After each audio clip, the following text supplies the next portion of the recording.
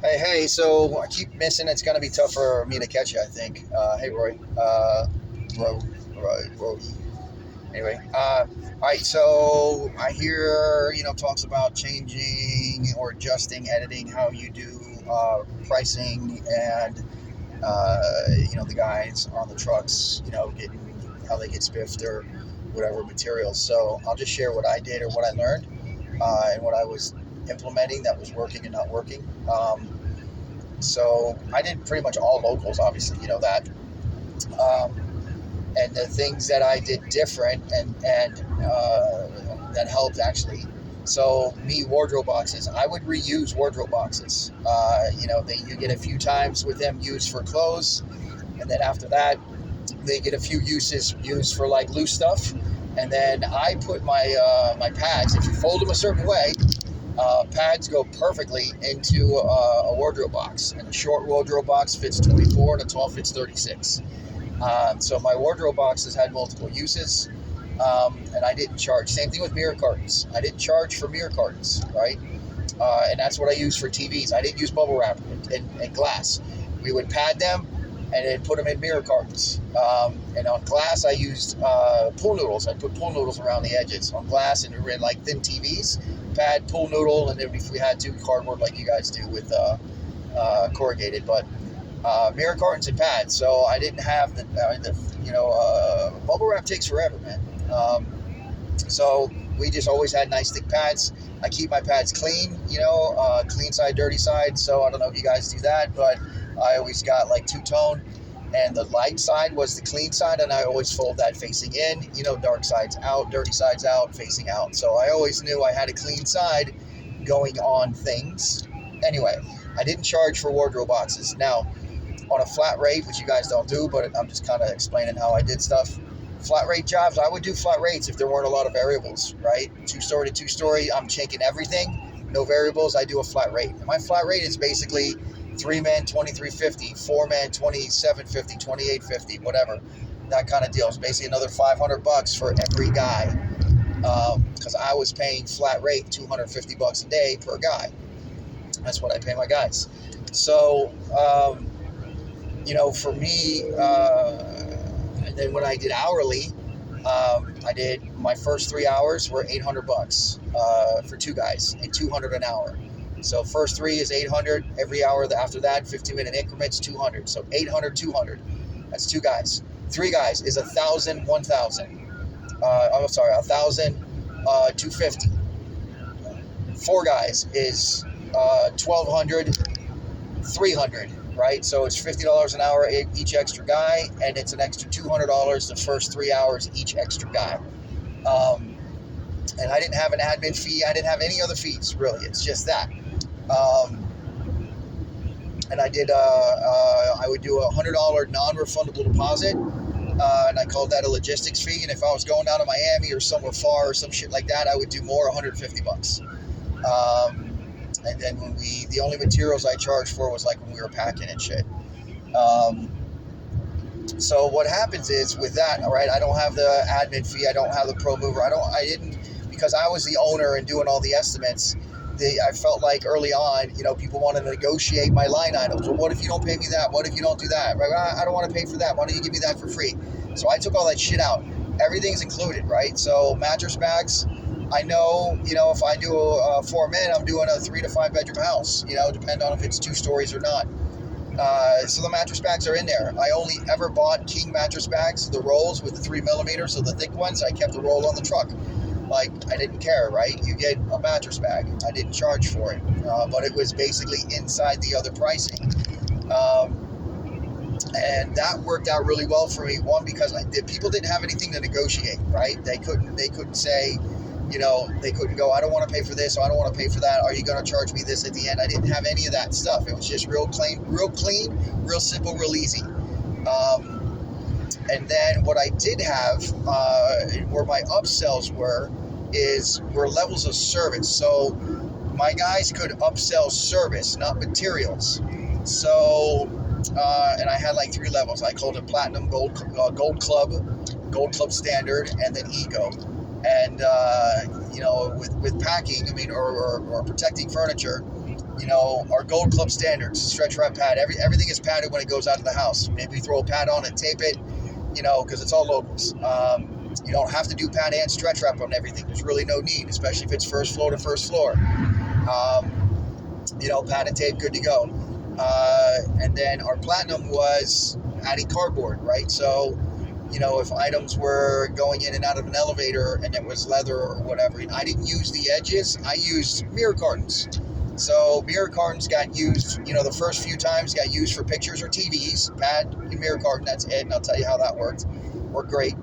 But then after we used them a few times and they were getting floppy, then they would get used for wrapping furniture. And if it was nice furniture, we might use the thicker ones anyway. You get the idea. I was reusing materials. And eco would be, because sometimes locally you got people with cheap shit. And I would had eco, and I tell the customer, like, if it's you, look, here's the deal. Some of this furniture we can grab and go, meaning we grab it, walk it out, put it on the truck, put a pad on it, grab and go. We just cover it on the truck.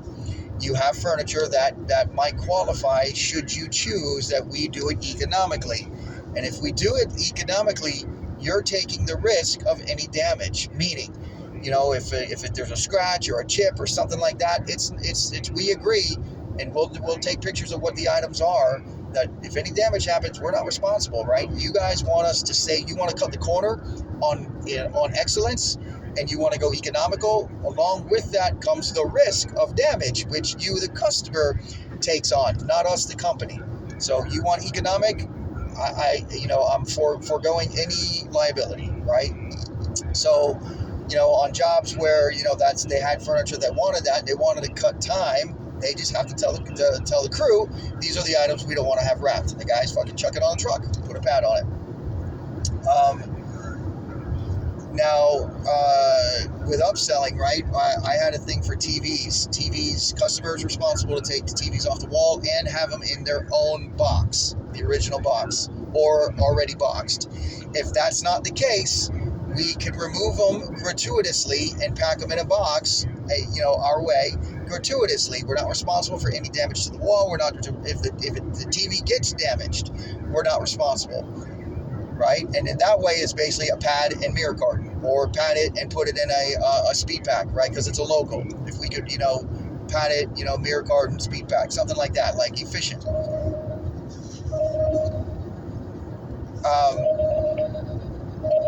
So then what we would do is the upsell comes in. So if people wanted to have assurance, right? I sold, self-assured value. It would be 15% of what the replacement value is of the TV, not the purchase value, but the replacement value, 15%. And in which case we are going to get to the house, we're going to turn it on, make sure it works.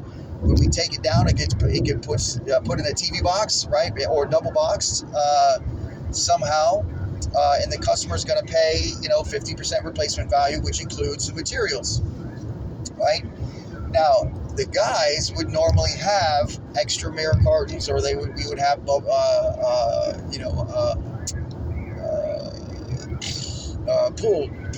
noodles.